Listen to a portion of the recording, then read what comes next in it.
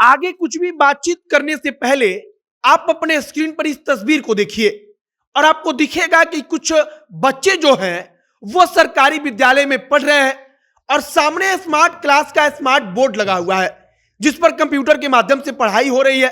और आपको देखकर लग रहा होगा कि किसी महंगे प्राइवेट विद्यालय का यह सब नजारा होगा।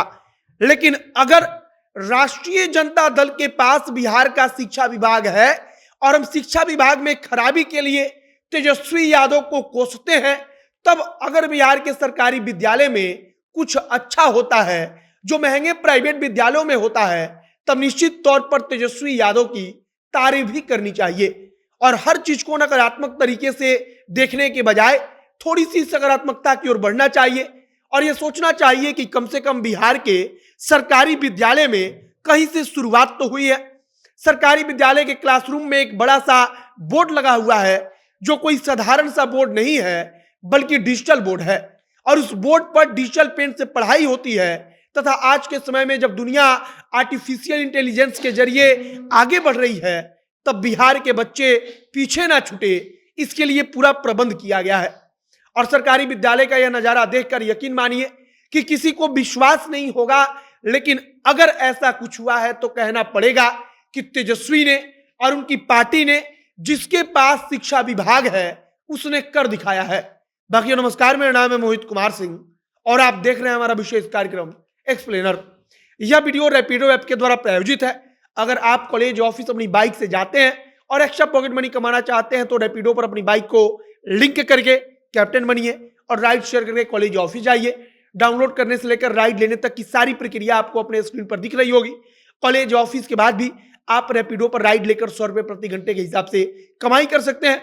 नीचे आपको एक नंबर दिख रहा होगा, अगर और जानकारी चाहिए तो उस पर मिस कॉल दीजिए या सीधे प्ले स्टोर खोलिए, वहां पर रैपिडो कैप्टन नाम का ऐप होगा, उसे डाउनलोड कीजिए और राइड करना शुरू कीजिए।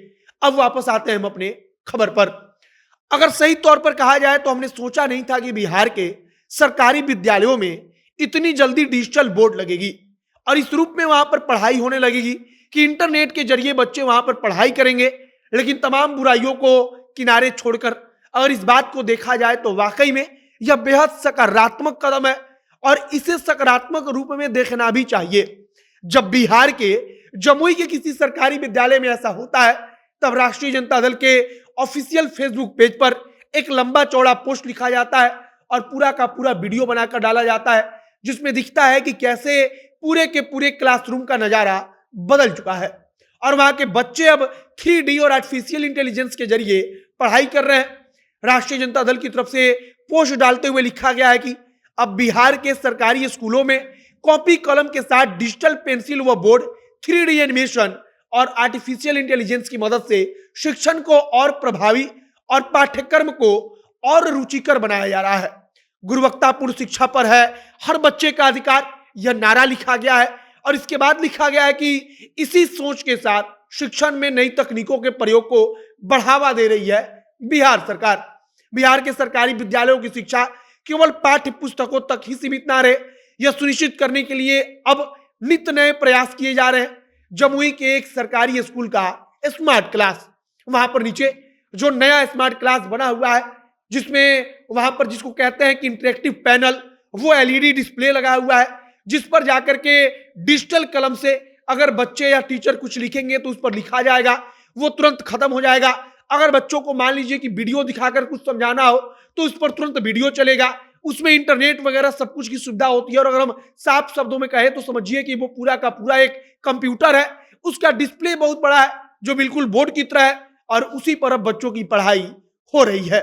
यह सब कुछ वाकई में बेहद अच्छा इसलिए है क्योंकि अब तक जो महंगे प्राइवेट विद्यालय होते थे जहां पर कम से कम एक महीने का फीस 5,000 6,000 रुपए महीने का लगता है, उन विद्यालयों में इस प्रकार की सुविधा होती है। लेकिन बिहार के सरकारी विद्यालय में अगर ऐसी सुविधा है तो वाकई में यह एक सकारात्मक कदम है और हम उम्मीद करते हैं कि भविष्य में शिक्षा विभाग और तेजी से काम करेगा और तमाम सरकारी विद्यालयों में जो स्थिति है वो सुधरेगी। हालांकि दूसरा पक्ष यह भी है कि अभी भी राज्य में सरकारी विद्यालयों की हालत सबसे खराब है। सबसे खराब का मतलब कि पूरे देश में निचले पायदानों में जो उसका रैंक है वो आता है। लेकिन फिर भी अगर कहीं से अच्छी शुरुआत हुई है तो उसके बारे में तारीफ करनी होगी। आप इसके बारे में क्या सोचते हैं कमेंट बॉक्स में लिखकर बताइएगा। आगे जो भी तमाम जानकारी, जो भी नया अपडेट आएगा, सब कुछ हम आप तक पहुंचाएंगे। आप जनता के साथ बने रहिए। वीडियो वहीं पर समाप्त करते हैं। कैमरे पीछे पीयूष खड़े हैं और मैं मोहित कुमार सिंह। बहुत बहुत धन्यवाद।